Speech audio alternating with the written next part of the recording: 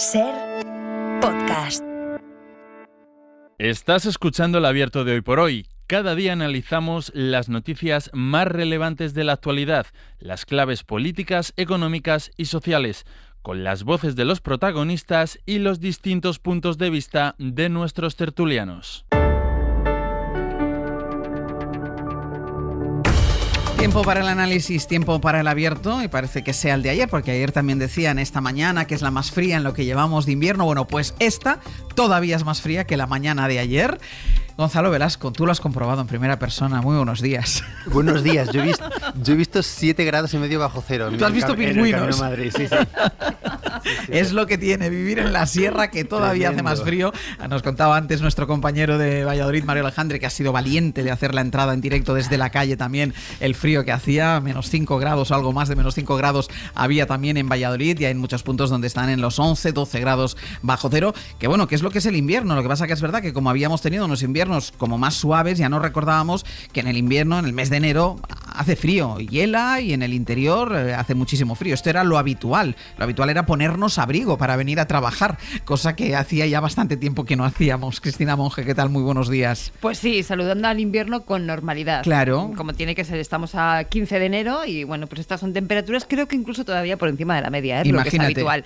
Pero bueno, pues nada, Gonzalo ha venido atropellando pingüinos, yo he batido récord de velocidad llegando aquí a la radio caminando. Me dice pues, Cristina, en fin. es que he llegado antes de lo que tenía previsto. Digo, eso es lo rápida que venías por el frío que tenías.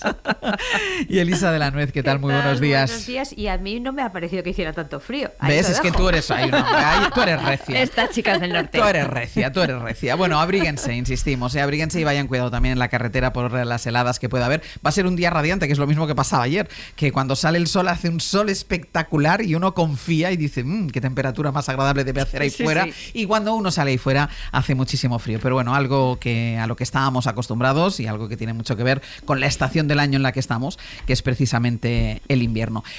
Antes de entrar en materia de política y también de algunas cuestiones internacionales, ya saben que ha sido una madrugada muy intensa en cuestiones internacionales, porque hemos estado muy pendientes los que trabajamos en este horario a lo que pasaba en Corea del Sur con la detención del presidente en funciones, arrestado después de haber estado a unos cuantos días atrincherado en su domicilio, y finalmente ha sido arrestado después de que promulgara esa ley marcial que la oposición interpretó como un intento de golpe de Estado. Novedades pues en Corea del Sur y novedades también en Cuba, que después al final del abierto a ver si tenemos tiempo también de analizar, porque Joe Biden, en estos últimos compases que está dando en su mandato al frente de la Casa Blanca, ha sacado a Cuba de la lista de países promotores del terrorismo. En contraprestación, Cuba va a soltar a más de 500 presos políticos. Ha sido una negociación en la que ha intermediado el Vaticano, y también en estos últimos compases del mandato de Joe Biden están esas negociaciones que parece que en cualquier momento pueden llegar a buen puerto, pero que de momento no llegan, que es esas negociaciones entre Israel y Hamás para un alto el fuego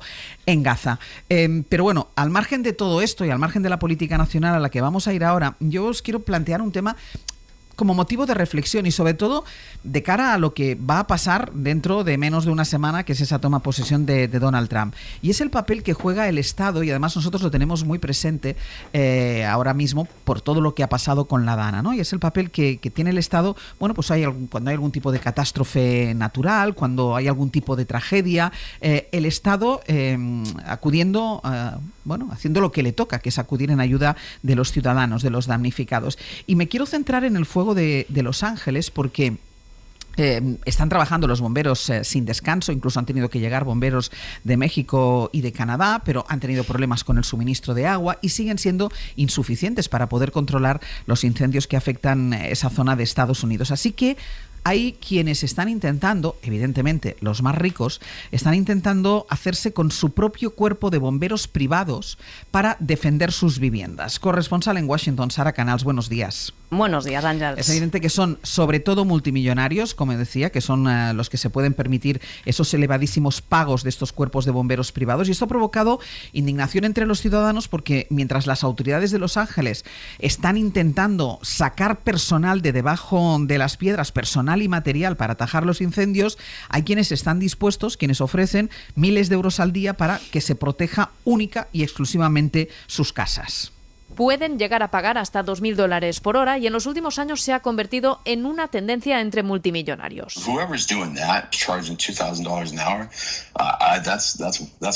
Estos precios me parecen una locura, nos explica Joe Torres, veterano de guerra y bombero con más de 20 años de experiencia en California. Desde hace 10 años gestiona una pequeña empresa privada de prevención de incendios en Palisades y Malibu. Me revuelve el estómago, me da asco y nosotros no operamos así, nos cuenta. Confirma que estas elevadas cuotas se están dando y que varios conocidos le han contado ya que piensan denunciarlo al fiscal general de California. Y nos confiesa, agotado, que esta semana para él ha sido abrumador.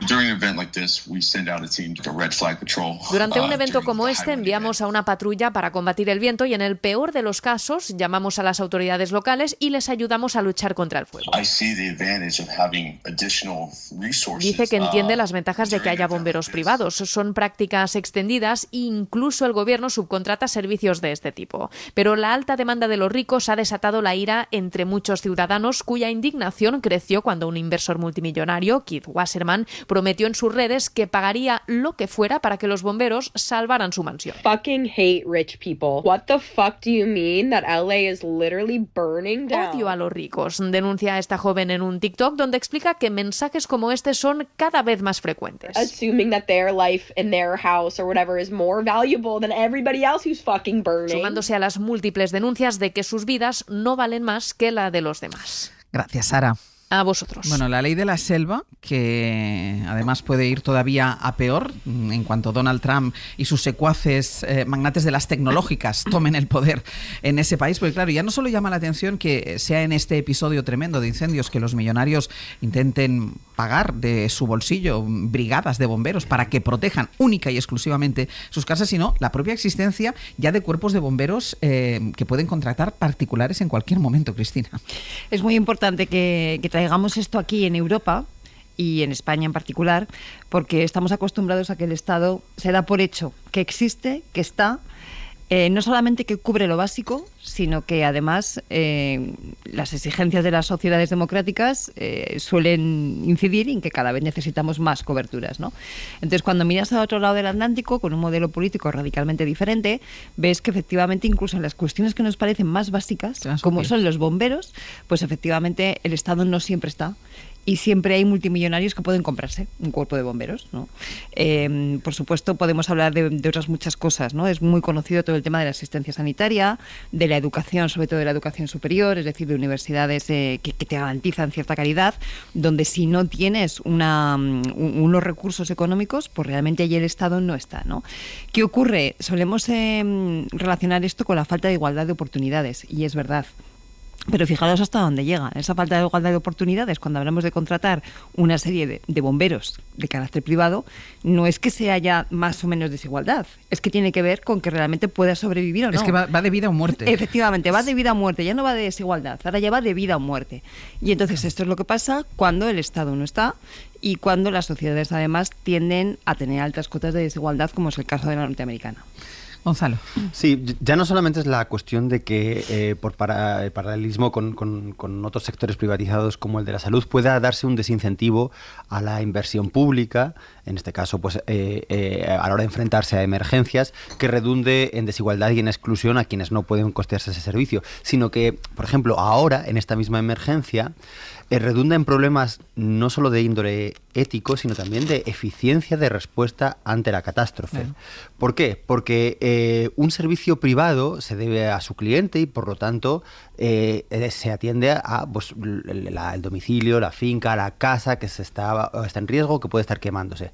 No se coordina con los servicios públicos que están actuando, de tal manera que puede haber competición por los recursos, por ejemplo, por el agua, por la electricidad, por los mismos camiones, mangueras y todo aquello que se necesita para apagar un incendio, ¿no? De tal manera que en esta misma respuesta urgente pueden estar dando contradicciones que generan una ineficiencia. Es, digamos que la metáfora aquí que acude a nuestra ayuda para comprender es la del organismo, ¿no? A veces hay fallos sistémicos que tienen consecuencias y aunque la dolencia esté en una parte del cuerpo, redunda en todos. Bueno, pues un cuerpo privado de bomberos que atiende a un cliente privado al atender solamente a un pequeño sector puede estar generando un perjuicio para el resto, ¿no? Por lo tanto, ya no hablemos además de dilemas éticos. Si se debe solamente a su cliente, va a asistir a la casa de al lado que no ha costeado ese servicio, pero en cambio que están corriendo las vidas. Va a tirar agua justo hasta la valla del jardín. Claro. Exacto, ¿no? O sea, hay una serie de problemas ya aquí que se pueden dar. Pero yo quiero incidir en la cuestión de la ineficiencia, de la descoordinación, que es algo que por otro lado también ocurre cuando se generalizan sectores privados, por ejemplo, de salud, donde la coordinación a la hora de atender el historial de los pacientes, pues tampoco está centralizado y por lo tanto a veces los recursos no son eficientes, ¿no? Entonces, me parece que esto es muy importante porque a veces usamos la metáfora del, bueno, es que todo suma. Está muy bien que esté el servicio público para todos y, oye, ¿qué pasa si yo puedo además añadir esto? Pero es que ese más no es un más, es un menos muchas veces. Elisa. Sí, yo quería también, una cosa que has hablado tú de la Dana, con todo lo horrible que fue la gestión de la Dana desde todos los puntos de vista, nadie cuestionó que la respuesta fuera pública. O sea, porque tenemos interiorizado que esto tiene que ser una respuesta pública, de la Administración A, de la B, de todas, pero nadie piensa, oiga, busque usted un seguro o búsquese usted la vida. Yo creo que eso dice mucho para bien de efectivamente nuestros estados en Europa, porque realmente, como bien habéis dicho, es que la vida es lo primero y eso se supone que te lo garantiza el Estado, es decir, te lo garantiza con las fuerzas y cuerpos de seguridad, te lo garantiza por supuesto con los bomberos, te lo garantiza con una sanidad pública, es decir, es que lo das por sentado, ¿no? Que esto está en manos del Estado. Entonces es muy interesante, como dice Cristina, ver cómo esto no es así en otros países del mundo que también son, digamos, países desarrollados, y desde luego el tema de la sanidad, que efectivamente es llamativísimo cómo funciona en Estados Unidos, y que además supone que, curiosamente, hay sitios en Estados Unidos que tienen peor esperanza de vida que países de África. Esto lo digo mucho y la gente dice, no puede ser. Claro que puede ser. Y es una cuestión básicamente de cómo funciona la sanidad allí. Dicho eso, también es cierto que yo, por lo que he leído, claro, ante una catástrofe de estas dimensiones, si ya estás, digamos, infradimensionado, como parece que estaba los cuerpos de bomberos, si no tienes esa conciencia de que esto tiene que ser un servicio público y por tanto lo tienes que tener, como te diría, lo tienes que tener preparado. Evidentemente puede haber un desbordamiento de esas capacidades y ahí quizá tienes que recurrir a alguna ayuda adicional, pero claro que como concepto tú tienes que estar preparado para atender esa situación, ¿no? Y yo lo que he leído es que realmente esa no era la situación, o sea que de forma, digamos, natural te llega esa catástrofe y resulta que el que puede se busca la vida, porque curiosamente, yo tampoco sabía esto, existen empresas que proporcionan bomberos privados, o sea que es una cosa que yo de verdad no sabía. Además, estuve mirando cuándo empieza en el estado en Europa a tener bomberos, y es una cosa del siglo XIX, es decir, el que cuando se empiezan a quemar las casas de la ciudad, nadie dice, oiga, busque usted la vida, sino que empiezan a establecerse los primeros cuerpos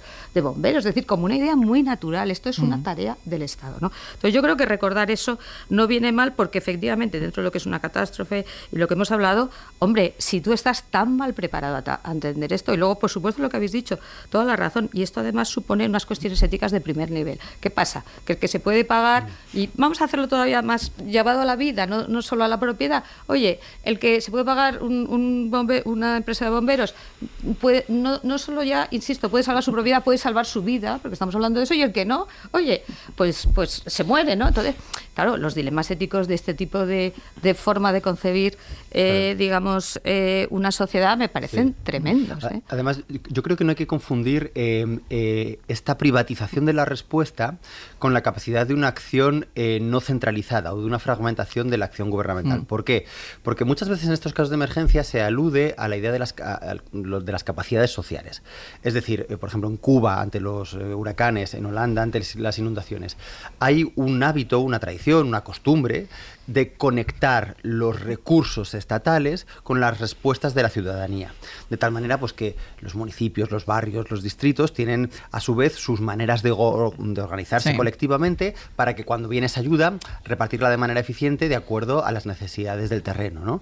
Esto sí es necesario en las respuestas a las emergencias, ¿no? Una fragmentación del gobierno para su eficiencia. Pero esto es distinto a su individualización y su privatización, que genera exclusión, ¿no? Claro, dos cosas ahí. En los años 70 los economistas nos demostraron que la esperanza de vida, lo digo en relación a lo que comentaba Elisa, la esperanza de vida, llegado a un determinado punto de Producto Interior Bruto, de riqueza, ¿no? Depende más de tener una serie de servicios públicos de calidad que de incrementar en 1 o 2 puntos ese Producto Interior Bruto, ¿no?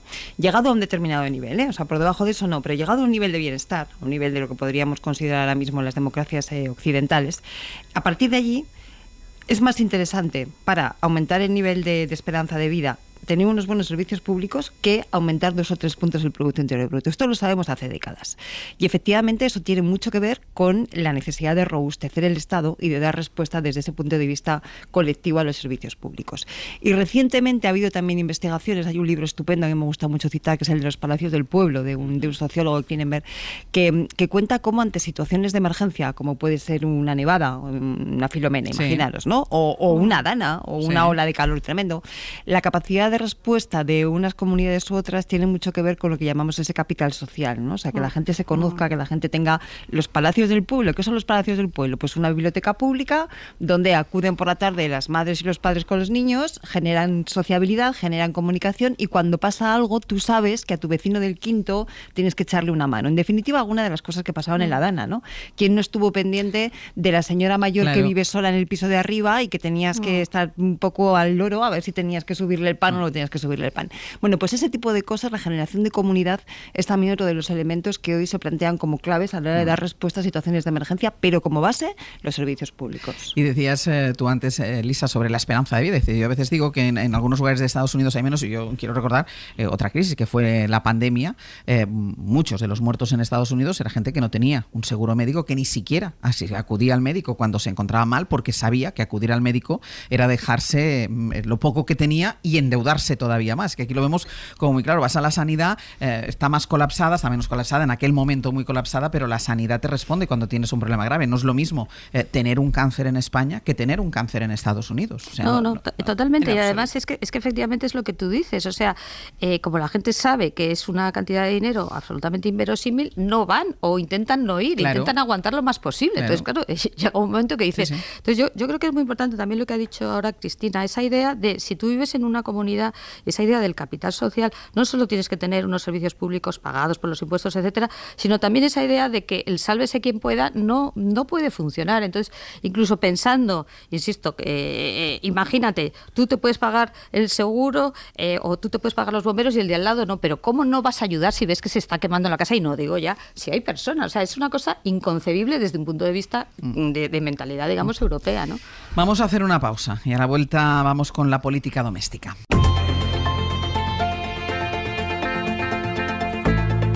El Abierto. Ser podcast. En El Abierto, Cristina Monge, Gonzalo Velasco y Elisa de la Nuez. Hay algo que pasa en este país cíclicamente, y es que Carles Puigdemont reclama protagonismo. O sea, nos habíamos olvidado de su figura y de golpe, ¡pum!, Carles Puigdemont otra vez. Y esta vez lo hace poniendo en jaque de nuevo al gobierno con la cuestión de presupuestos, pero hay un paso previo, que es la cuestión de confianza que exige para seguir negociando. Ni siquiera ha hablado de aprobar los presupuestos, pero una cuestión de confianza a la que quiere Carles Puigdemont que se someta el presidente del gobierno. Y Moncloa, desde el gobierno, ya dicen que no va a haber esa cuestión de confianza. Guillermo Lerma, buenos días. Hola de nuevo, Ángels. Dice Puigdemont, dice Junts, si no hay cuestión de confianza, aténgase usted a las consecuencias, que serán dolorosas, y el Ejecutivo asume las consecuencias, dice que no a esa exigencia de Puigdemont, fundamentalmente que los independentistas se nieguen, esa sería la principal consecuencia, se niegue a apoyar los presupuestos generales del Estado.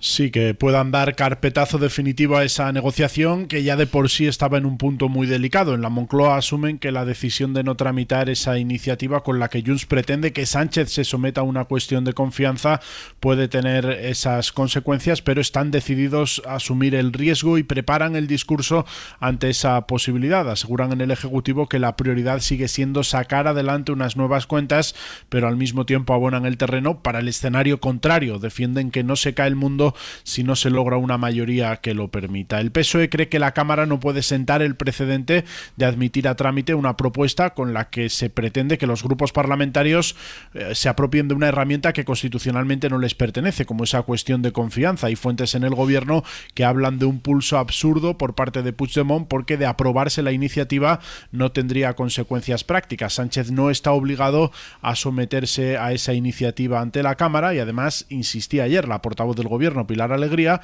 en que no hay motivos políticos para ello. ¿Por qué? Porque, mire, yo lo que les puedo trasladar es que el Gobierno de España cumple con los compromisos que ha establecido con el resto de las fuerzas parlamentarias.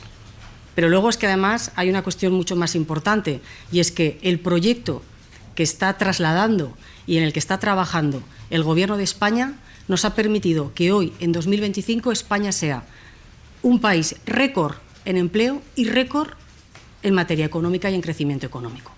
Los socialistas niegan que no estén cumpliendo los compromisos, creen que hay cuestiones que no dependen de ellos, como puede ser la aplicación de la amnistía, un asunto que, recuerdan, depende de los tribunales, y otros, como la delegación de competencias en materia de inmigración, no avanzan o están en punto muerto porque dicen que Junts está en una posición de máximos, piden una cesión integral cuando no puede darse. Recuerdan los interlocutores socialistas que Junts está pidiendo una vez más el cielo cuando ellos solo pueden darle la luna. Guille, gracias. Hasta luego. Dice Junts, o se escuda Junts en el hecho de que cuando ya dieron su apoyo al Ejecutivo, ya le avisaron para la investidura, ya le avisaron de que harían una valoración de los compromisos cumplidos y del nivel de confianza entre el Gobierno y el partido. Radio Barcelona, Laura Pons, buen día. ¿Qué tal? Buen día. Y ahora en Junts dicen que esa confianza ha ido incluso a menos después de que el Partido Socialista ponga excusas para acordar, dice Junts, para cumplir todo lo acordado antes de la investidura. Ponen como ejemplo la ley de amnistía y que ni el presidente del Gobierno ni Salvador Illa se hayan reunido todavía con Puigdemont. Sí, están esperando que se aplique la amnistía, también una reunión entre Sánchez y Puigdemont, pero están molestos sobre todo porque no se cumple con lo pactado ni con el traspaso de competencias en inmigración ni con el catalán en Europa. Però estem encallats en 2 punts, 2 i mig, que és el que et fa la diferència amb si tens autoritat sobre la immigració o fas allò que en diríem una encomienda de gestió. Jordi Turull, el número 2 de Junts, estamos encallados en 2 puntos o en 2 y medio, que son los que marcan la diferencia entre tener las competencias o hacer una encomienda de gestión. Sea como sea, el movimiento de mañana, el de dar carpetazo a la cuestión de confianza a los de Puigdemont, les ha molestado aún más, por ello amenazan y avisan que el no del PSOE tendrá consecuencias. Que ara s'admeti a una moció de confiança tampoc no aporta no era este el corte que quería. Eso es. Sí, teníamos otro corte que es el no gustar al PSOE las consecuencias. ¿Lo podemos escuchar? ¿Lo tenemos? A ver. No lo tenemos. I si això és així, que no et compleixen, ni es veuen capaços de complir ni de restaurar aquesta confiança, doncs evidentment cal prendre decisions. Decisions que li puc assegurar que no li agradaran al PSOE. Tomaremos decisiones que no gustarán al PSOE, decisiones que podrían pasar, aseguran fuentes de Junts, por complicarle la legislatura a Sánchez, no solo con los presupuestos, sino por bloquearla también, haciendo imposible, por ejemplo, que salgan adelante votaciones en el Congreso como la reducción de la jornada laboral o el plan de vivienda. El viernes hay reunión de la dirección de Junts en Bruselas. Será entonces cuando Puigdemont explica las consecuencias. Quien, por cierto, ha cargado sobre esta estrategia es Oriol Junqueras, el presidente de Esquerra. Ahora sí. Que ara s'admeti a una moció de confiança tampoc no aporta gaire.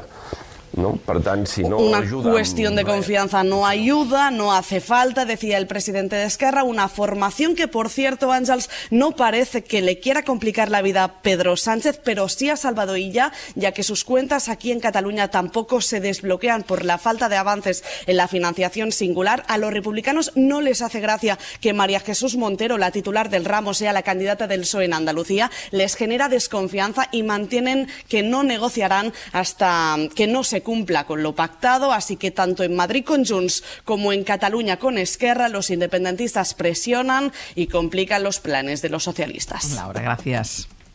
A vosotros. Hasta luego. Yo hace tiempo que he dimitido de intentar entender y analizar las decisiones y las estrategias de Junts per Catalunya, porque, y lo decía ahora un poco Oriol Junqueras, Gonzalo, ¿qué sentido tiene utilizar ese instrumento, esa herramienta de la moción de confianza o la cuestión de confianza? Porque si no tienes confianza en el gobierno, con no aprobarle los presupuestos, es decir, ese paso intermedio, yo entiendo que solo sirve para el protagonismo, para ir alargando la amenaza, porque si no confías en el gobierno, no le apruebes las cuentas, punto. Sí, es que Junts es un partido que si ya tenía una trayectoria bastante bizarra, ahora ya ha profundizado en ello, porque se ha convertido en un partido independentista catalán que solo actúa en Madrid y para los madrileños, porque no creo... Vamos, no tengo el pulso yo de la opinión pública catalana, pero que haya debates todos los días sobre si es justo o no seguir confiando en Sánchez y se requiere esta moción de confianza. Yo creo que los asuntos que ocupan a los catalanes son otros muy, muy distintos, ¿no? Entonces, esta especie de separación de las necesidades sociales de Cataluña me parece que es verdaderamente llamativa, ¿no? Claro, esta manera de tensar, sobre todo todo además, incluso en la propia formulación, parece que no hay nunca un objeto, ¿no?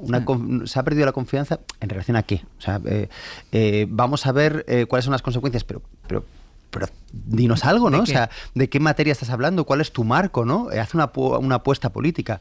Entonces, finalmente, parece que su única agencia parlamentaria es la del impedimento, pero ese impedimento, además, solo, digamos que trae efectos en otros lugares, en otros partidos, en otras aritméticas parlamentarias que no son la catalana propiamente dicha. El corte de Junqueras es muy pertinente, porque dice, bueno, es que esto a nosotros ni nos va ni nos viene. Nosotros estamos a otra cuestión y ahí sí que la tormenta es verdad que puede ser perfecta porque un bloqueo aquí y un bloqueo en Cataluña puede ser grave. Pero sí yo quiero, aunque esto seguramente lo comentemos después, quiero hacer notar que la consecuencia es muy importante. Que esto de que no pasa nada porque no se aprueben los presupuestos generales del Estado es realmente relevante. Ahora lo retomamos y además escuchamos a Cristina y a Elisa y continuamos con el análisis del último movimiento de Carles Puigdemont. Una pausa y seguimos.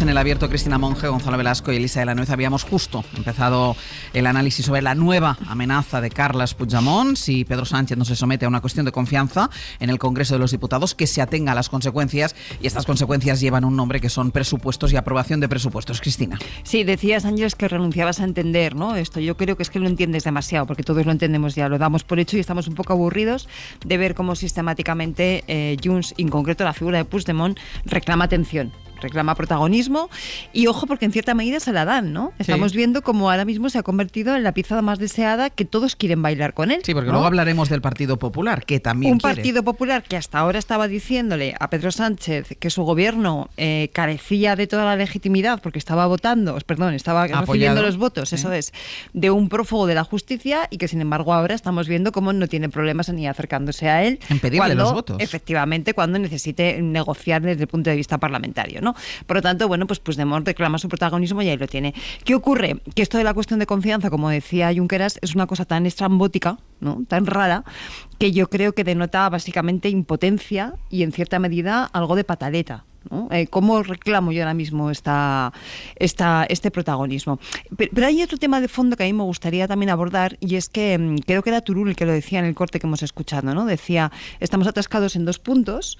Uno, el tema del traspaso de las competencias íntegras de inmigración y otro, la cuestión del reconocimiento del catalán en las instituciones europeas, que efectivamente son dos puntos que llegaron a acuerdos entre el Partido Socialista y Junts y que son muy difíciles de cumplir.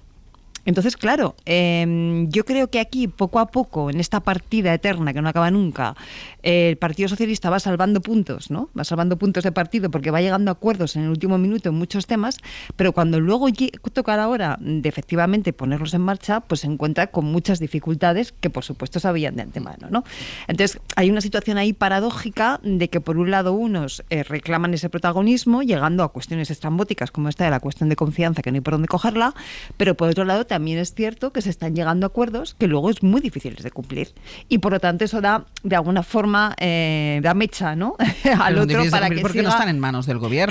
Claro, pero si no están en tus manos, ¿cómo eres capaz de llegar a esos acuerdos? Porque efectivamente, ese es el tema. Entonces yo creo que hay una cuestión que va a ser que va a ser muy delicada, ¿no? Y en cuanto al tema de los presupuestos, es que es muy curioso esto, porque yo estoy de acuerdo con Gonzalo, no, si no tenemos presupuestos generales del Estado, claro que pasan cosas.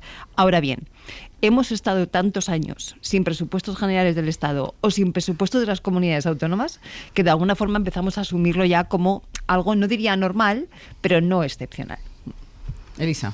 Sí, yo por resumir, totalmente de acuerdo. El problema fundamental es que se ha hecho kingmaker, es decir, decisor, o ha salido así en las elecciones, a una persona como Carles Puigdemont, al que podemos calificar de cualquier cosa menos, digamos, de un político convencional o previsible. Vamos a dejarlo ahí para no seguir, ¿no? Y que además tiene ningún interés en un proyecto nacional, pero por lo que se ve tampoco tiene especial interés en un proyecto catalán. Es decir, es un político absolutamente imprevisible, errático desde ese punto de vista, pero, y ahí retomo un poco lo de Cristina, el gobierno ha decidido o le ha dado esa potestad al contar con los famosos 7 votos y a partir de ahí pues estás en manos de este señor y esto es lo que hay, esto es lo que hay. Y no te puedes engañar, porque yo siempre digo, pero si es que hay alguien que no engaña es este señor, que desde el día 1 te está diciendo voy a vigilar, voy a ver si se cumple, voy a dar por saco, vamos a decirlo así elegantemente. Bueno, la segunda punto, que totalmente de acuerdo con Cristina, es que claro, te has comprometido a hacer cosas que no están en tu mano y entonces eso tiene difícil salida. Puede ser, lo puedes negociar, lo puedes gestionar, pero al final le estás diciendo, hombre,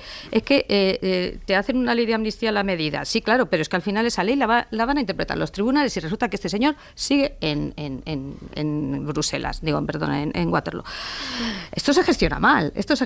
Lo de las competencias ya lo hemos hablado también, el tema del catalán, es que les estás dando o estás diciendo que les vas a dar cosas que sencillamente no está en tu mano dar. Y entonces, hombre, a poco que la gente diga, pues me dijiste tal, tienes una excusa perfecta para decir que no se están cumpliendo. Y esto, con perdón, se sabía desde el día 1. También quería hacer una reflexión sobre los presupuestos. Totalmente de acuerdo con los dos. Los presupuestos son esenciales, pero es verdad que se viene normalizando, no solo en el Estado, también en muchas comunidades autónomas, el que no haya presupuestos y no pasa nada. Claro, eso es un problema, porque sí deberían pasar cosas en el presupuesto. Si no hay presupuestos, quiere decir que no tienes una mayoría suficiente para gobernar.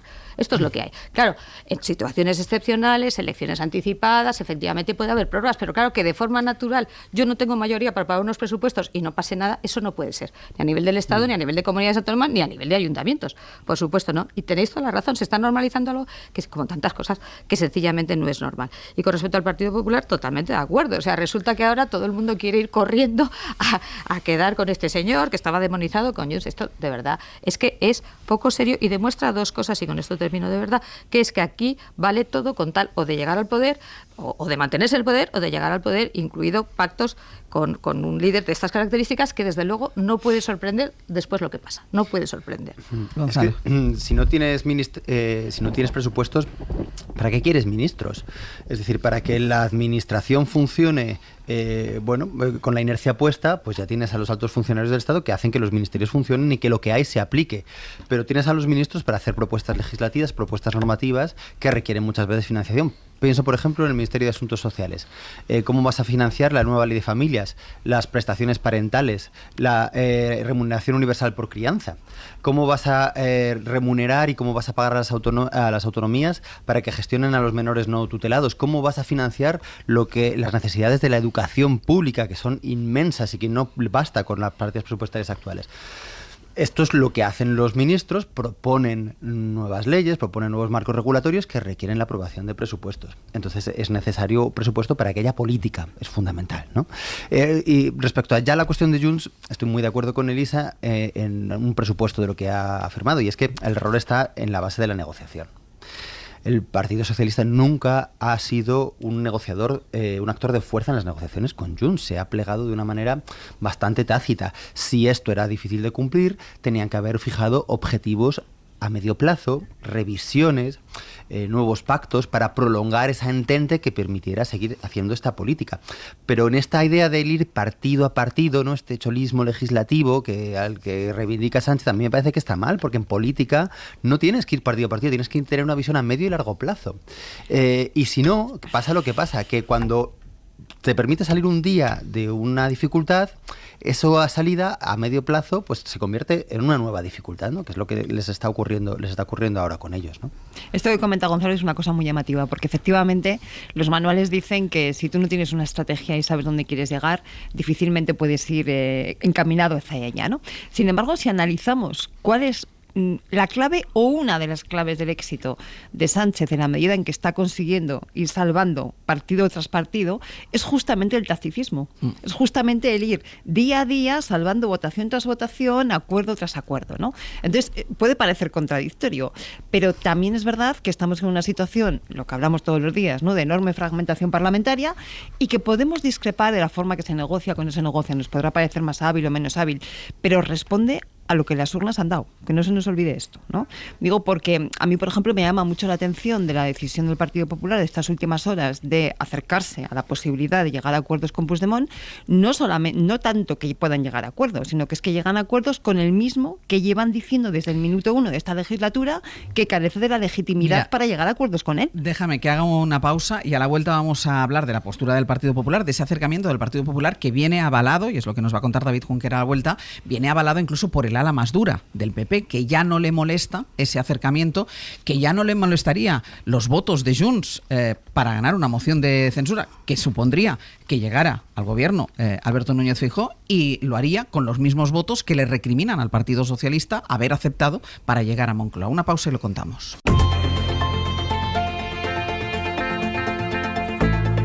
El Abierto. Ser Podcast. Hoy en El Abierto están Cristina Monge, Gonzalo Velasco y Elisa de la Nuez, y saludamos también a David Junquera. David, ¿qué tal? Muy buenos días. Hola a todos, buenos días. Estábamos hablando ahora en el análisis de ese acercamiento del Partido Popular también a Junts. Está el PP por la labor de entenderse con Puigdemont para una posible moción de censura. De hecho, el PP ha ido haciendo esa evolución por la que ha pasado de considerar que Junts era un partido con el que no se debe hablar porque sus dirigentes tienen causas pendientes con la justicia. De hecho, su máximo dirigente está fugado, y ahora ya no lo evita, ya no le parece mal que Junts participara y votara a favor de esa moción de censura. Y la evolución, de hecho, la han hecho ya incluso en el ala dura del PP, porque ahora sí defiende ese ala dura también, David, hablar con los independentistas. Cambios significativos. Hasta hace nada, en el cuartel general del PP desterraban completamente el tema de la moción, pero hemos empezado este 2025 hablando a todas horas de ella. Génova sigue viéndola lejos, pero no tan lejos como hace unos meses, y por eso está preparando la pista de despegue por si Puigdemont quiere embarcarse en la censura a Sánchez con destino a unas elecciones inmediatas. Que hará Junts, pregúntele usted a Junts qué es lo que puede hacer, lo que quiere hacer, y el que quiera o el que acepte que esa propuesta es razonable, tiene las puertas abiertas el Partido Popular para conversar. Esa propuesta de moción para elecciones, mensajito para Junts, justo un día después de haber dicho que no se podía negociar con los que tienen causas pendientes con la justicia, pues ahora Feijóo dice esto. En cualquier caso, Feijóo recuerda que el límite es la Constitución y cuenta con un paracaídas importante: los halcones del partido, los pata negra, los de Madrid, los de Cataluña. Ya sabéis que les gusta erigirse en guardianes de las esencias y siempre gritan el Mayday cuando Génova se arrima a los independentistas, pues ahora están callados. Incluso alguna desliza que podría soportar una foto del presidente del PP con Puigdemont si sirve para eyectar a Sánchez del gobierno. A la ancha para un Feijóo que, no obstante, avisa. Si hay posibilidad real de que una moción de censura prospere, la presentaremos. Causas sobran, motivos sobran, votos faltan. En concreto faltan 4 y Feijóo los va a buscar hasta debajo de las piedras. En las últimas horas no todos los mensajes han sido para Junts. También ha habido algún recado al PNV porque malicia. Hay más motivos para censurar a Sánchez de los que hubo en su día para censurar a Rajoy. Aquellos que apoyaron la moción de censura en el año 2018, si quieren ser coherentes, ¿deberían de apoyar cualquier moción de censura que se presente en la Cámara? Por supuesto. ¿Lo harán? Preguntas. Esa es la pregunta. Esa es la pregunta. Preguntas de momento sin respuesta a Ángels. Génova, no obstante, seguirá salseando con Junts, a unas sabiendas de que faltan ingredientes para la receta de la moción, y lo va a hacer, aunque solo sea por el placer de desgastar al gobierno y alejar o encarecer los presupuestos generales del Estado. Por cierto, ya que estás ahí, David, hay otra cosa que dijo ayer Alberto Núñez Feijóo, y es que el PP va a apoyar en el Congreso el decreto de pensiones que el gobierno pactó con sindicatos y con patronal. Sí, la verdad es que nos chocó bastante, porque minutos antes de anunciar ese voto favorable, Feijóo acababa de decir que no ve posibilidades de llegar, por ejemplo, a un pacto de Estado en materia de vivienda u otros acuerdos hasta que el gobierno no retire lo que el PP califica como ley Begoña, es decir, esa reforma que pretende el Partido Socialista del proceso de instrucción judicial. Pero ya os digo, poco después de desterrar esa posibilidad de acuerdos, le preguntaron por la reforma de las pensiones y dijo esto. Mire, no estamos de acuerdo en cómo se hizo, pero sí estamos de acuerdo en el contenido y en el fondo. Hay un acuerdo entre la patronal y los sindicatos, y aunque creemos que esos acuerdos también se tienen que negociar en la Cámara, entendemos que es un aval suficiente para que el Partido Popular se posicione a favor de ese Real Decreto, ley. Si hay diálogo social, parece que el PP pues se aviene a negociar y a acordar. Anuncio cuando menos lo esperábamos. Parece que sí hay algunas cosas en las que PSOE y PP pueden votar lo mismo. David, gracias.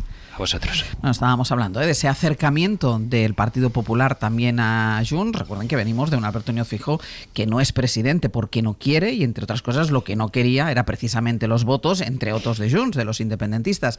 Ahora ya no le parecerían mal esos 4 votos que necesita para que una moción de censura saliera adelante, evidentemente contando también con los votos de ultraderecha, que estos ya los da por asumidos, estos ya los da por incorporados. Cristina. Sí, bueno, veníamos diciéndolo, ¿no? Efectivamente, esos votos que hasta ahora eran votos mandatorios manchados, ¿no? En estos momentos ya son legítimos, como decía el compañero, incluso para los guardianes de las esencias. Creo que sería interesante, que va a ser interesante estar muy atentas estos días a ver cómo va reaccionando tanto los guardianes de las esencias políticos como los guardianes de las esencias mediáticos, ¿no? Sobre este posible acercamiento. Y me ha llamado muchísimo la atención también las declaraciones de Feijóo en alusión al PNV. Yo creo que todavía no tiene bien digerido, ¿no?, que el PNV fuera uno de los votos claves en esa moción de censura del 18 que desalojó a Rajoy después de la sentencia de la Gürtel. Porque claro, la política es un ejercicio de seducción. Y entonces, en vez de ver a un Feijóo intentando seducir al PNV, estamos viendo a un Feijóo echándole la bronca al PNV. Lo cual yo no sé si es muy buena estrategia si quieres optar a conseguir sus votos. Pero bueno, esto yo creo que últimamente suele ser también un error bastante habitual en bastantes de los líderes políticos. Pero efectivamente vemos como en pocas horas todo este panorama, todo lo que ayer era ilegítimo, eran votos manchados, carecían de cualquier tipo de consistencia política, ahora mismo ya pasan a normalizarse como unos votos más, que por cierto, bienvenido sea, porque es que efectivamente son unos votos más. O sea, en la medida en que están en el Parlamento, elegido por los ciudadanos y las ciudadanas democráticamente, y que ese partido, que sepamos, no está ilegalizado, pues tienen que formar parte del juego de aritméticas parlamentarias, al igual que el resto de partidos que están en la Cámara. Por lo tanto, en ese sentido, bienvenida sea la normalización. Ahora bien, hagamos constar que llevamos años escuchando lo contrario. Elisa. Sí, no, yo sobre todo la incoherencia máxima, ¿no? Eso ya lo habéis señalado, no tengo nada más que decir con respecto a la posición.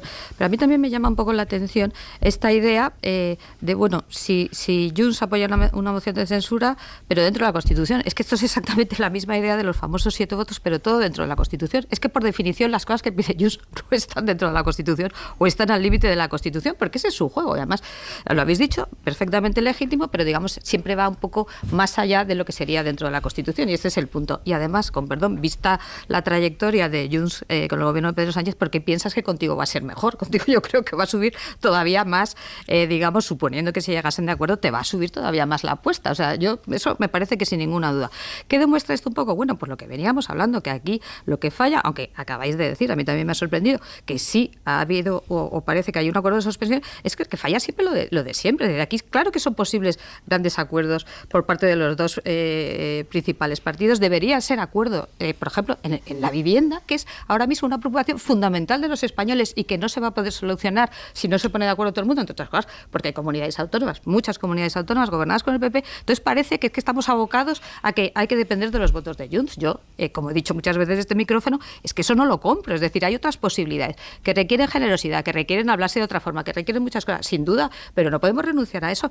Como Junts tampoco va a renunciar, lo cual es legítimo, a tener unas pretensiones que son independentistas, que son separar a Cataluña del resto de España, y que eso es lo que intenta cuando llega a los acuerdos con los partidos políticos mayoritarios. No nos engañemos. Y que eso tensiona la Constitución, pues evidentemente. Entonces, dicho eso, a mí me gustaría recordar que hay otras opciones posibles, que no estamos abocados a depender de los votos del señor Puigdemont, que por supuesto es una opción legítimamente, que está en el Parlamento, que es perfectamente un partido legal, pero que tiene unas pretensiones que a priori parecen diferentes de las que debe tener un partido de ámbito nacional. Esto es lo único que digo. Gonzalo. Sí, en realidad esto es uno de los efectos, no sé si deseados o no deseados, de eso que hemos venido en etiquetar como el fin del procés, ¿no?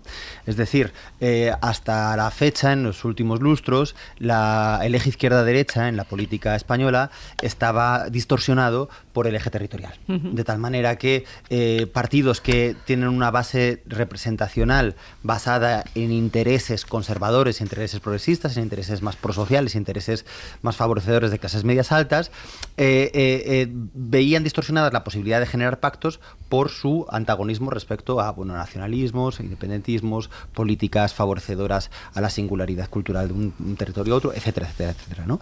Parece que con la finalización de esos afanes independentistas y de los procesos judiciales que conllevaron desde el ciclo de 2017, vuelve la posibilidad de generar pactos de derechas y la dificultad de generar pactos de izquierdas, porque la aritmética parlamentaria en las Cortes Generales de Madrid no es de izquierdas, ¿no?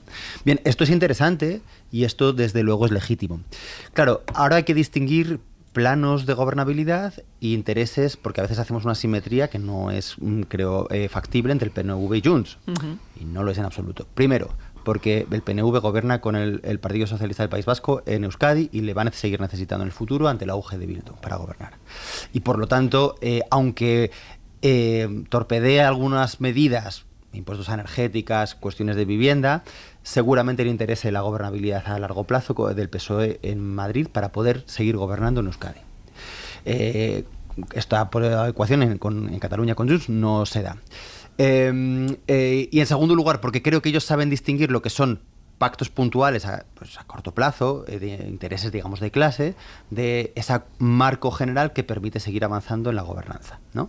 Y esto con Junts no se da.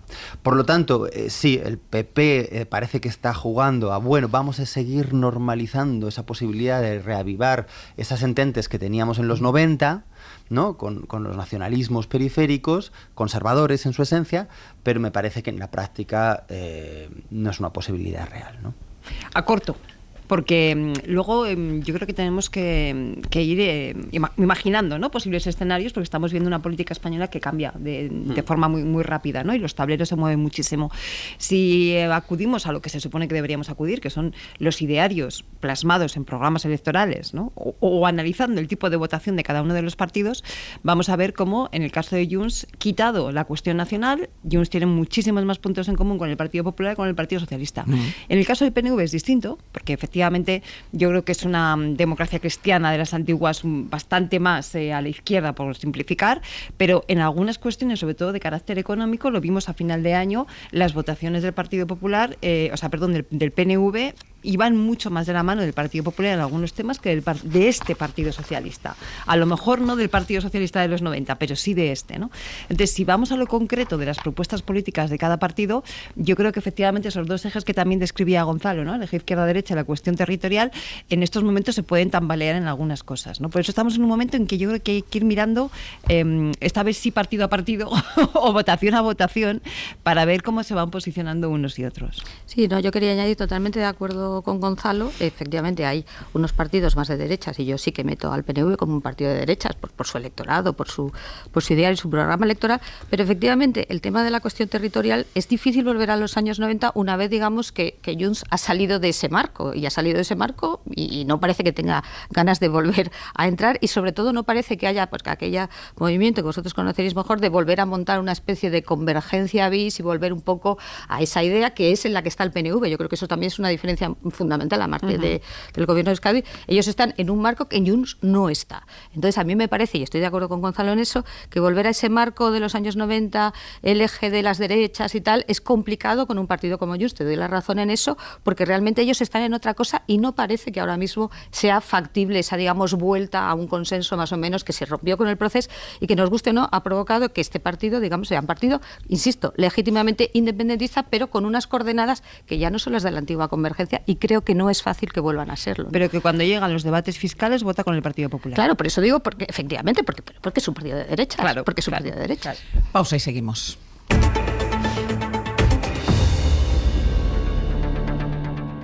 El cupón diario de la 11 te invita a descubrir qué es el bien vivir.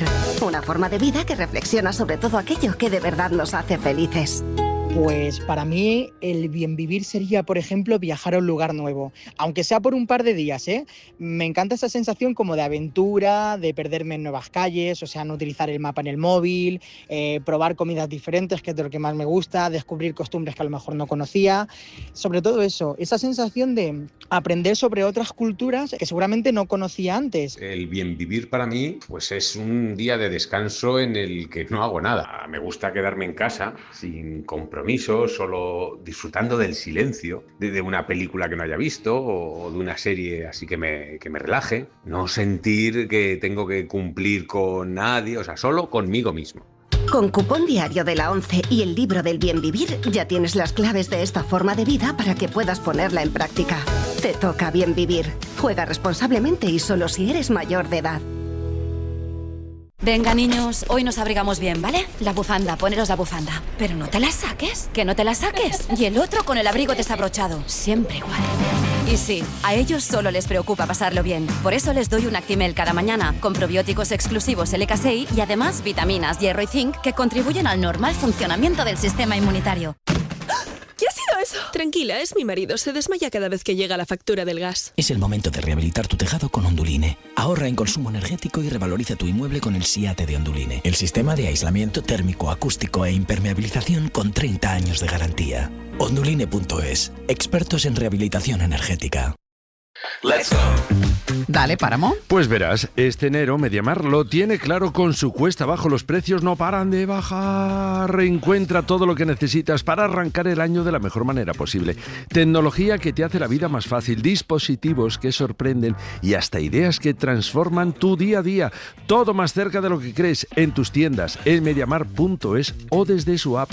Y eso sí, date prisa, que estas ofertas vuelan y solo estarán hasta el 23 de enero. Mediamar, tienes que vivirlo. Let's go. En la cadena SER, Hoy por Hoy, con Ángeles Barceló. 9:34 de la mañana, 8:34 en Canarias. En el abierto, Cristina Monge, Gonzalo Velasco y Elisa de la Nuez. Venga, vamos con el fiscal general del Estado, que sé que lo estáis deseando, porque desde hace unas horas les estamos contando que la Fiscalía de Madrid ha pedido a la jueza que no dilate más los plazos y cite ya de una vez a declarar al novio de Isabel y Díaz Ayuso, que en la causa que hay abierta contra él. El hecho es que desde la primera vez que lo llamó y se suspendió esa declaración, se ha suspendido 3 veces ya, bueno, pues han pasado 8 meses y no ha sido llamado a declarar todavía. Pedro Jiménez, hola. Hola, Ángeles, ¿qué tal? Buenos días. Entre medias hay unos recursos, otra pieza en la que le investiga por más delitos y hay una novedad que es ese escrito de la Fiscalía contra él, que se refiere precisamente a esa pieza separada. ¿En qué punto, Pedro, está la investigación al novio de la presidenta madrileña 8 meses después? Pues si en 8 meses ha ido lenta, desde el pasado mes de octubre, Ángeles, está completamente parada. Vamos a ver si esa petición de la Fiscalía para que declare ya Alberto González Amador por el presunto fraude fiscal la reactiva o no, porque la jueza suspendió la investigación a la espera de que la Audiencia de Madrid confirme o no su decisión de ampliar las pesquisas al novio de Ayuso a nuevos delitos, porque el comisionista recurrió. Ese trámite, en el que las partes deciden si apoyan o no el recurso, ha durado más de 2 meses porque la pareja de Ayuso no incluyó los documentos que citaba en su escrito. Tampoco lo hizo el juzgado y por ese motivo hubo que reclamar de nuevo el recurso íntegro. La última en pronunciarse ha sido la Fiscalía y ahora habrá que esperar mínimo 2 meses hasta conocer la decisión de la Sala de Apelaciones madrileña. El fiscal apoya que se amplíe la investigación contra el novio de Ayuso porque sospecha que la compra por $500,000 de una sociedad vinculada al presidente de Quirón Prevención, a Fernando Camino, pudo esconder el pago de una comisión ilícita. Era una empresa inactiva, la activó González Amador para ocultar al fisco los ingresos millonarios en los negocios de mascarillas que hizo con el directivo de este gigante sanitario en lo peor de la pandemia. Frente a esa lentitud, Ángeles, la causa que avanza a gran velocidad es la del Supremo, que investiga al fiscal general por presuntas filtraciones de documentos confidenciales de González Amador, y vamos a ver cómo acaba, porque si acaba en condena puede abocar al archivo de esta investigación que se sigue en Madrid. Pues gracias, Pedro. A vosotros. Hasta luego. Voy a empezar por ti, Elisa. ¿Son normales estas dos velocidades? La velocidad que lleva la causa en el Supremo y la velocidad que lleva la causa que afecta a los delitos confesados de González Amador. Sí, estaba apuntando justamente eso. Yo siempre digo, yo no llevo causas penales, pero bueno, compañeros en el despacho sí. Entonces, por lo más empezar por lo más fácil, que es el Juzgado de Instrucción 19, por lo que habéis dicho y por lo que yo he leído, claro, el problema es que ha habido varios recursos, que se han opuesto a los recursos, la documentación ahora está en la Audiencia Provincial, entonces efectivamente estos plazos, digamos, de recursos, mandar, volver, son habituales. También es habitual, también hay que decirlo, que los abogados de las partes intenten, si no les viene bien, retrasar el máximo posible esa declaración. Quiero decir, esto entra dentro del juego de los abogados, y los plazos siendo muy largos, a mí tampoco me han llamado particularmente la atención, porque claro, una vez que te vas a la Audiencia Provincial, pues ahora tiene que resolver, la Audiencia Provincial tiene que volver. Entiendo que por lo que habéis dicho, ahora la Fiscalía dice no hace falta esperar a esa vuelta, vaya usted tomando declaración, pero es verdad que como eso va a ampliar digamos, la causa a otros delitos, parece razonable que si llamas a declarar a un señor, le preguntes por todo, para entendernos, ¿no? Pero bueno, dicho eso, bien. Con respecto al Supremo, tengo más dudas, pero también digo una cosa que a veces digo, es que esto también va por el aforamiento, es decir, el hecho de que el fiscal general esté aforado supone que te vas al Tribunal Supremo. El Tribunal Supremo instruye mucho menos, lógicamente, porque, digamos, lo normal es que instruya un juzgado de instrucción. Entonces, no soy capaz de deciros... Digamos si esto... que tiene menos trabajo. Vamos a decirlo. Sí. De instrucción. Para que la gente lo entienda. De instrucción. Claro, de instrucción, lógicamente. Sí. Entonces, yo no soy capaz de deciros si estoy en la media o no, pero lo que sí sé es que, evidentemente, se instruyen muchas menos causas en el Tribunal Supremo, lógicamente, que se instruyen en un juzgado de instrucción. Por tanto, puede ser razonable que el juzgado tarde mucho, por esto que os digo, y puede ser también razonable que el Supremo vaya mucho más rápido. Y otra duda, Elisa, que me genera, que lo contaba ahora Pedro Jiménez, que confía en la defensa de González Amador, que una condena del fiscal general del Estado deje en nada la causa, el delito de fraude fiscal de González Amador. A mí eso me llama muchísimo la atención. Yo creo que no tiene absolutamente nada que ver. A mí eso me llama la atención. Digo, hombre, el abogado dirá lo que tenga que decir y defenderá lo mejor que pueda. No son vasos comunicantes. Entiendo. No solo eso, sino que en absoluto. No veo que tenga nada que ver. Sí, es que hemos visto estos delitos reconocidos. Sí, por eso. Pero son delitos reconocidos, por eso yo preguntaba a ella que haya filtración o no haya filtración afecta nada. O sea, puede afectar evidentemente al fiscal general, pero a la causa por delito fiscal no veo cómo. Vamos. Que no es que sea una cuestión de decir hay un defecto de forma que me invalida, para nada. Estamos hablando de un tema penal en absoluto. Son dos cuestiones completamente separadas. Distintas, eso entiendo yo. Yo la pregunta que me surge aquí es, ¿le interesa a la pareja del señor Ayuso que esto se dilate? Y la verdad es que no tengo una respuesta clara. Pues yo tampoco lo sé. Porque por un lado, efectivamente, cada vez ocupa más porcentaje de minutos televisivos, radiofónicos y en los periódicos el fiscal general que la pareja de Ayuso. Eso es cierto, ¿no? Que es así. Pero que es el que ha cometido el delito. Efectivamente, porque el otro todavía está en fase de instrucción. Y que de hecho, yo no sé vosotros, pero yo me siento cada vez que sale este tema en la necesidad de recordar de dónde viene todo esto, ¿no? Entonces hay que ir tirando para atrás, haciendo toda la trazabilidad del caso para que no se nos olvide de dónde viene toda esta historia. Pero por otro lado también es verdad que en un momento determinado una estrategia que los abogados suelen aconsejar es cuanto antes mejor, nos olvidamos de este tema y ya que se quede todos los daños colaterales, digamos, en este caso el tema del fiscal general y demás, protagonizando el debate público. Entonces yo no tengo muy claro si efectivamente le interesa o no, pero lo cierto es que de momento esa estrategia de que cada vez en el debate público, en los medios de comunicación, ocupe más espacio el fiscal general que el señor González Amador, es una estrategia que está ganando y es lo que me parece que es en cierta medida contaminar de alguna manera todo lo que tiene que ver en torno a este caso. Sí, son ritmos que están permitiendo la politización de la noticia en un sentido y la imposibilidad o dificultad de politizarlo en otro. Es decir, cuando se recuerda por parte fundamentalmente del Partido Socialista ese delito original, la connivencia de Díaz Ayuso, que al principio, digamos, podría haber esgrimido, que era un caso privado, pero sin embargo lo politizó, sobre todo a través de la acción de su jefe de gabinete, ese intento de politizar el proceso judicial se topa con que el ritmo en los tribunales, en el procedimiento, está yendo tan lento que es incomparablemente menos efectista que la politización, en cambio, del caso del fiscal, ¿no? Y por lo tanto hay un desequilibrio, una asimetría a la hora de conseguir réditos o valorar, la corrección política de cada uno de los agentes involucrados, ¿no? Otra cosa es que, si bien ahora Elisa nos lo ha explicado bien, ¿no? Hay cosas que evidentemente están buscadas. El anzuelo de Miguel Ángel Rodríguez lo han picado muchos.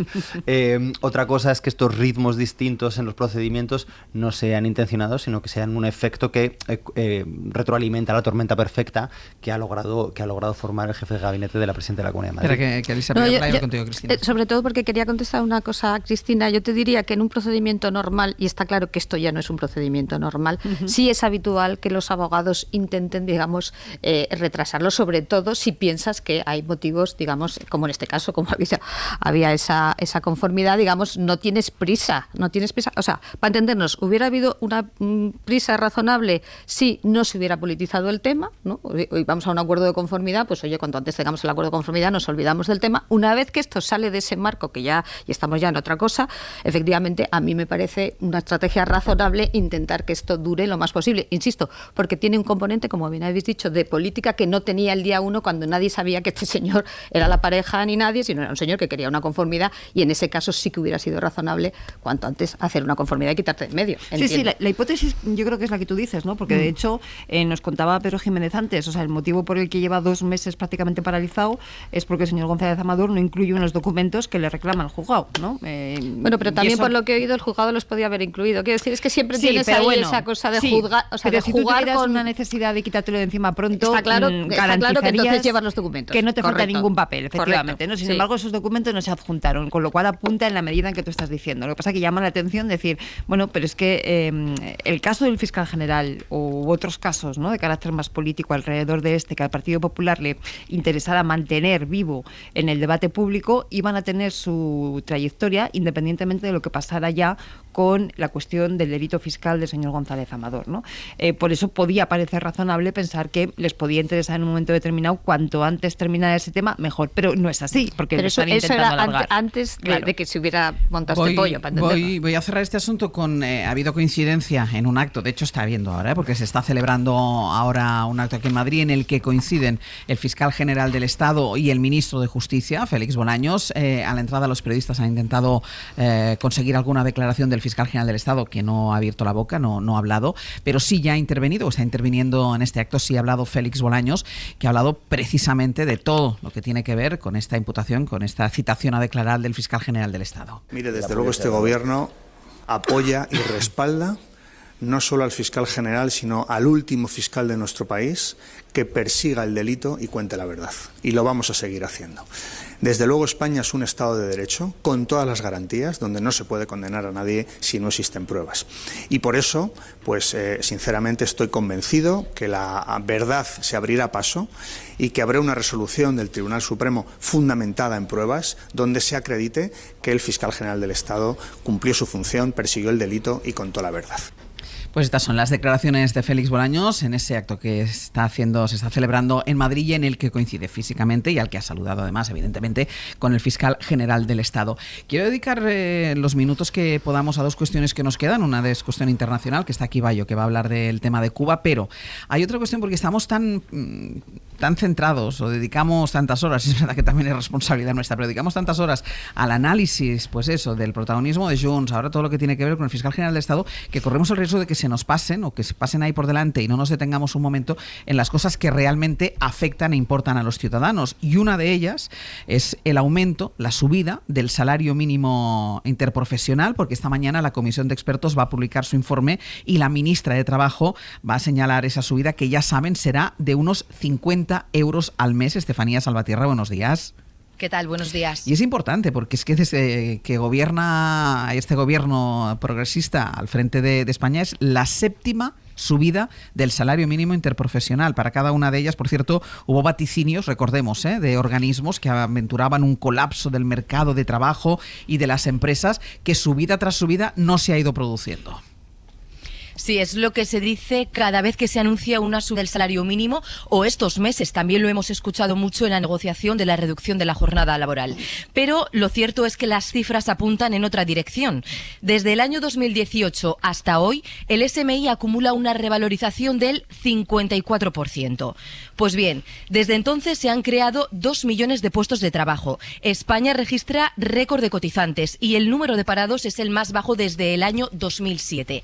Organismos como el Banco de España o la IREF han estudiado las consecuencias de estas subidas del salario mínimo sobre el empleo y el impacto negativo es mínimo. En la misma línea, la OCDE, que estimó que el incremento del 22%, lo recordarán porque generó mucha controversia y fue muy llamativo, el 22% del SMI en 2019 se tradujo en que los ingresos mensuales equivalentes al tiempo completo para estos trabajadores subieron casi un 6% de media y se redujo el empleo, sí, pero en tan solo un 0,6%, es decir, unos 7.400 puestos de trabajo. Para ponerlo en contexto, en 2019 se crearon casi 400.000 empleos. La subida del SMI se llevó por delante 7.400. ¿Qué va a pasar hoy? Trabajo va a proponer una subida del 4,4%. Estos son unos 50 euros más al mes, es decir, se va a elevar el salario mínimo hasta los 1.184 euros en 14 pagas.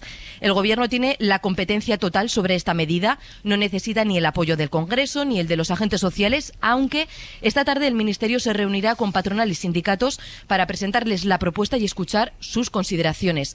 Por último, y algo muy importante, esta subida del 4,4% que afecta a 2,5 millones de trabajadores mantiene su poder adquisitivo y tendrá efecto retroactivo desde el 1 de enero. Estefanía, gracias. A vosotros. Tenemos muy poquito tiempo, pero sí me gusta poner el acento en este tipo de cuestiones porque son 7 veces que se ha aumentado ya el salario mínimo interprofesional y como recordaba ahora Estefanía, tras cada subida ha habido vaticinios agoreros de apocalipsis por este aumento y se ha ido demostrando que es todo lo contrario.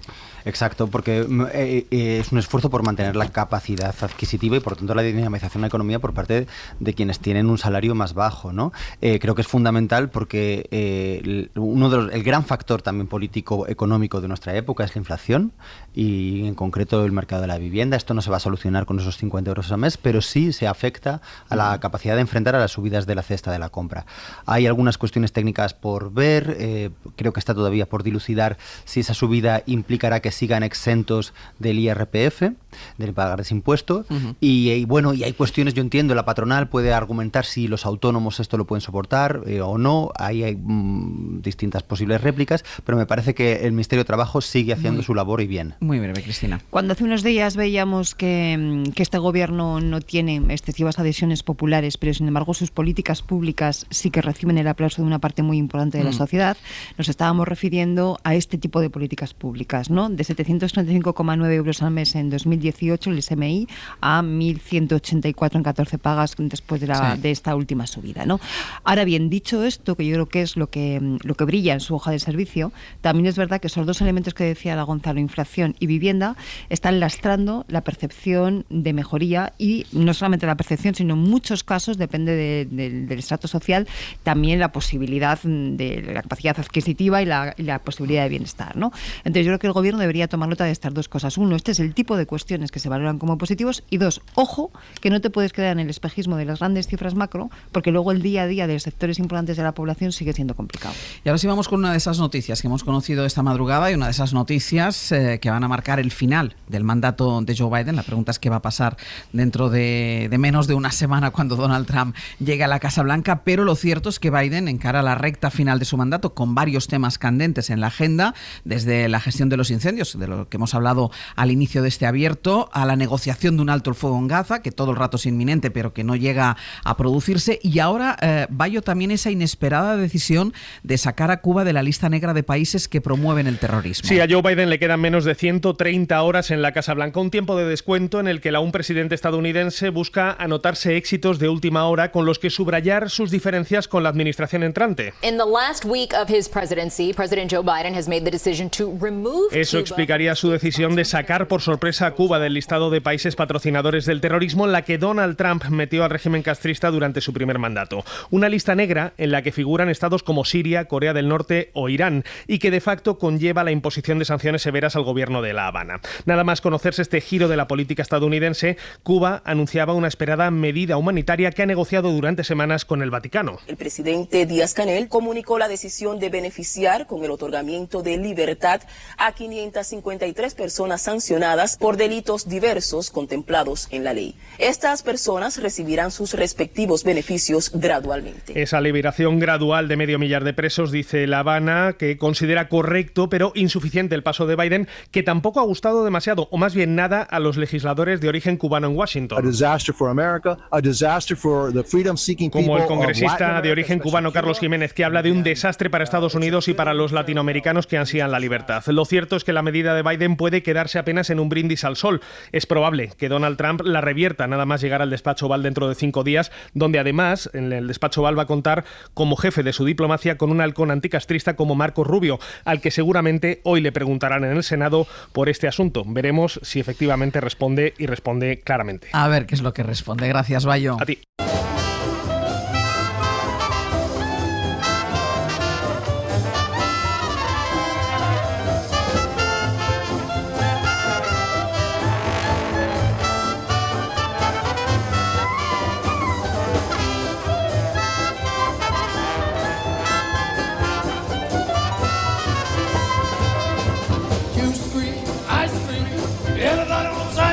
Venga, pues ahora sí que hablen ellos. Pepe Rubio, Sergio Castro, buenos días. ¿Qué tal? Buenos días. Con lo que vamos a hacer a partir de ahora, después del boletín de las 10. Bueno, a partir de las 10, con Marta Sanz y Manuel Delgado, en el Rincón y la Esquina, vamos a preguntarnos si somos fríos. En la calle hace frío. Hace mucho frío. Mucho frío, pero en nuestro ADN somos fríos, nos comportamos con frialdad. ¿Qué consecuencias tiene eso? Hablamos de la frialdad con ellos, pero también con todos ustedes, porque en el 900, 100, 800 buscamos historias de eso. Se han conocido, si son personas frías, cómo es tratar con ella. ¿Recuerdan algún episodio que exigiese especial frialdad? Tú no llames, Sastre. ¿Que cómo es tratar con personas frías? Tú no llames. ¿Puedes volver a dar el teléfono, por favor? 900 100 800 sobre personas frías, además de por Ángel. Bueno, biografía no autorizada, estamos un poco místicos. Viene Roberto Millar, un poco místico, porque va a hacer la biografía del Dalai Lama. Yo me temo que, no sé, no lo he visto, pero si hay una derivada aquí hacia Nacho Cano, no lo sé. Vale. Todo puede pasar. Y en el viaje de ida, una sorpresa que me llevé yo en una conversación con Sergio Castro y Martínez Asensio, tomando una cerveza, salió el nombre de Isidoro Martínez Belaferri. Alguien muy importante, importantísimo, gran campeón de la natación en España y muy importante en el cine español, ¿vale? Ahí lo dejo para dejar un poquito de sorpresa. Vale.